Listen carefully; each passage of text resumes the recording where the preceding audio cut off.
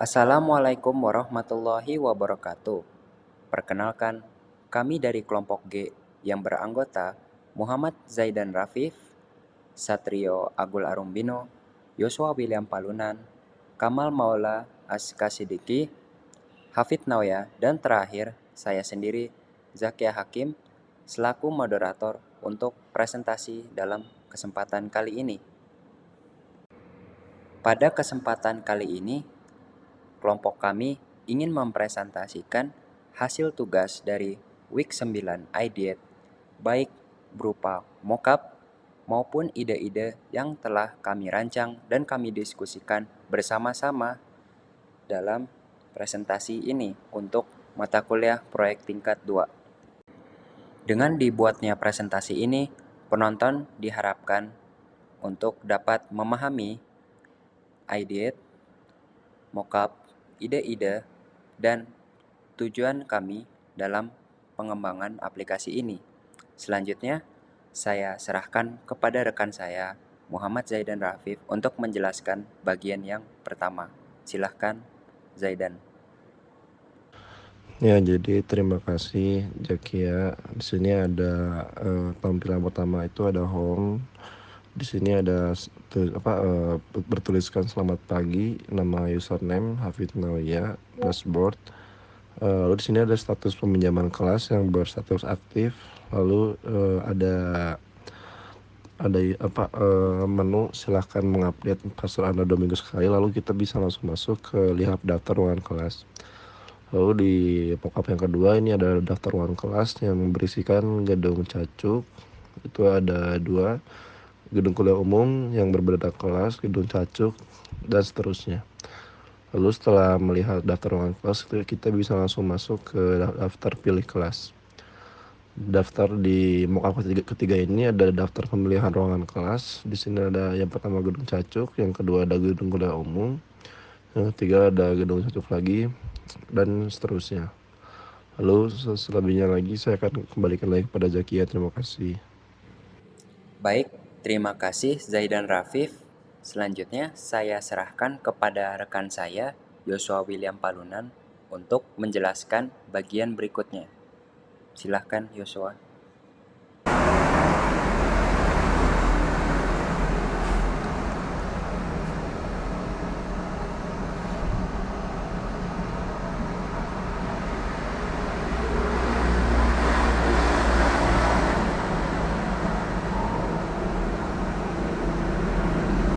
Silahkan Yosua untuk meng-share screen.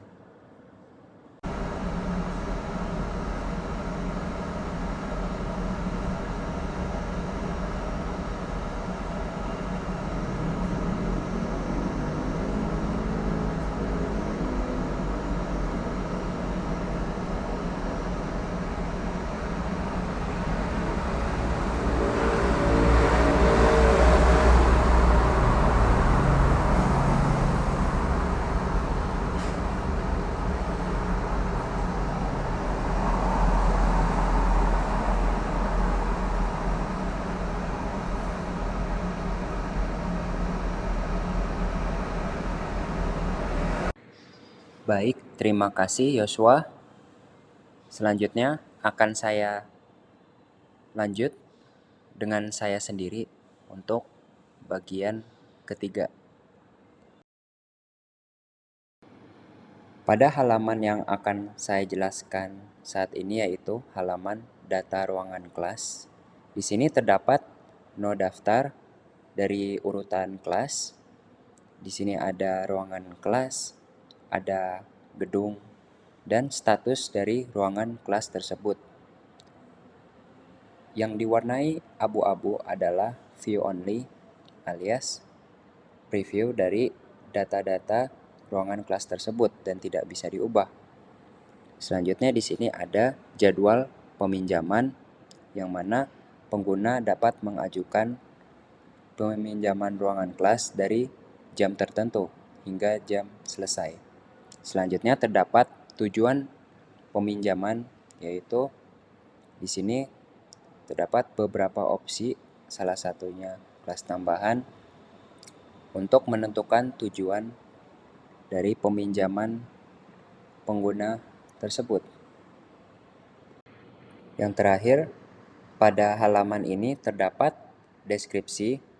Kolom deskripsi ini mengharuskan mahasiswa atau pengguna untuk menuliskan deskripsi tujuan dari pengajuan peminjaman kelas ini, agar para peminjam ruangan kelas dapat mengetahui secara jelas detail atau keterangan dari tujuan pengguna tersebut sebelum dapat mengajukan peminjaman kelas dengan mengeklik tombol ajukan. Halaman selanjutnya yaitu halaman pengajuan dalam proses. Halaman ini menunjukkan atau menampilkan verifikasi atau waktu yang harus ditunggu oleh pengguna dalam memproses peminjamannya atau pengajuan peminjamannya. Di sini terdapat tulisan verifikasi dan ada notif atau peringatan bahwa pengajuan peminjaman kelas Anda sedang dalam proses verifikasi. Mohon bersabar menunggu dan di bawahnya terdapat waktu yang harus ditunggu oleh pengguna untuk mengetahui hasil dari pengajuan peminjaman kelas apakah berhasil atau tidaknya. Selama pengguna berada dalam halaman proses ini, pengguna dapat membatalkan pengajuan yang sudah diajukan olehnya. Selain halaman ini, pengguna tidak dapat membatalkan pengajuan yang sudah diajukan olehnya. Berikutnya, terdapat halaman pengajuan berhasil, di mana di halaman ini akan diberitahukan jika dia berhasil, maka halaman ini akan menampil dan berisi kata-kata seperti verifikasi berhasil dan terdapat notif pengajuan peminjaman kelas Anda telah berhasil, dan di sini terdapat peringatan juga untuk menggunakan ruang kelas dengan penuh tanggung jawab dan tertib. Selanjutnya, pengguna dapat kembali ke halaman utama. Selanjutnya, terdapat juga halaman pengajuan gagal, di mana di halaman ini memberitahukan jika pengguna telah gagal melakukan pengajuan peminjaman kelas. Di sini terdapat tulisan yang berupa verifikasi gagal dan notif, mohon maaf, pengajuan peminjaman kelas Anda belum berhasil. Silahkan melakukan pengajuan ulang peminjaman kelas. Dan di sini pengguna dapat melakukan pengajuan ulang peminjaman kelas lagi dengan mengklik kembali ke halaman utama lalu mengulang proses langkah-langkahnya. Halaman selanjutnya terdapat halaman status peminjaman ruangan kelas, yang mana halaman ini memberitahukan atau mengingat kepada si pengguna tentang status peminjaman kelas yang bisa saja sedang berlangsung atau sudah selesai. Di sini terdapat status bisa aktif maupun selesai untuk memberitahu kepada user. Dan di sini terdapat notif seperti halaman sebelumnya, yaitu untuk mengingat menggunakan ruangan kelas dengan penuh tanggung jawab dan tertib. Dan di bawah ini terdapat jam, menit, dan detik untuk menampilkan kepada si pengguna tentang jam yang sedang berlangsung dengan peminjaman kelas itu. Di halaman ini juga pengguna dapat menyelesaikan masa peminjaman ruang kelasnya sekaligus melihat data dari peminjaman kelasnya yang sedang berlangsung dan juga kembali ke halaman utama. Baik, di halaman berikutnya terdapat halaman data peminjaman ruang kelas, di mana di sini ditampilkan data-data dari kelas yang sedang dipinjam oleh si pengguna, dan di sini hanya view only. Dan halaman yang akan saya jelaskan terakhir di sini yaitu halaman status peminjaman ruangan kelas, di mana di sini jika ruangan kelas sudah selesai dipinjam oleh pengguna, Di sini akan menampilkan status selesai dalam warna merah dan di sini ada notif yang memberitahukan terima kasih sudah menggunakan layanan peminjaman kelas dan pengguna dapat kembali ke halaman utama. Selanjutnya akan saya serahkan kepada rekan saya yaitu Hafid Nauya untuk menjelaskan bagian yang keempat. Silahkan Hafid. Baik, terima kasih Zakia. Mungkin ide yang terfikirkan oleh saya kurang lebih sama seperti yang sudah disampaikan oleh Zaidan tadi, adalah dari pemilihan kelas, misalnya di KU1 lantai 2 ruangan 3 kosong dan di KU1 lantai 2 ruangan 4 berisi. Nanti di tampilan aplikasi terlihat bahwasannya KU1 lantai 2 ruangan 3 kosong ditandai dengan warna hijau dan ruangan KU1 lantai 2 ruangan 4 berisi ditandai dengan warna merah. Kurang lebih contohnya seperti mockup yang ditampilkan Zakia. Dan juga jika mahasiswa ingin membatalkan peminjaman kelas, mungkin karena keperluan yang tidak jadi atau ada halangan gitu, bisa dengan memencet tombol batalkan kelas yang berada di bagian bawah di tampilan proses peminjaman kelas.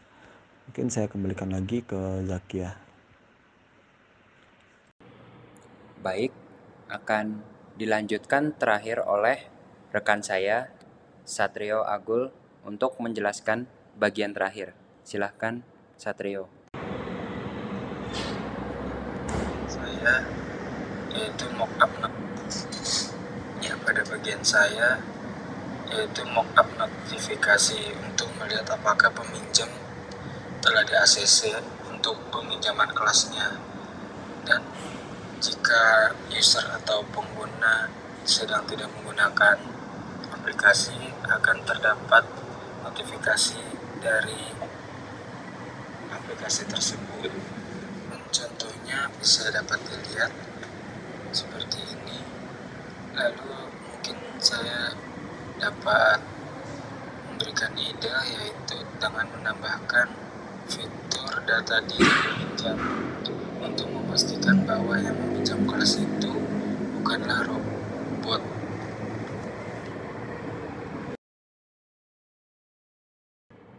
Baik, terima kasih Agul sudah menjelaskan bagian terakhir dari presentasi ini. Setelah presentasi kami selesai, anggota-anggota kelompok kami akan segera mendiskusikan seluruh hasil dari baik ide maupun mockup dari masing-masing anggota kami dan akan kami rancang ulang untuk menjadikan satu mockup yang berisi seluruh fitur-fitur dan solusi dari masing-masing anggota kelompok kami. Akhir kata dari kami, terima kasih atas seluruh perhatiannya kepada penonton.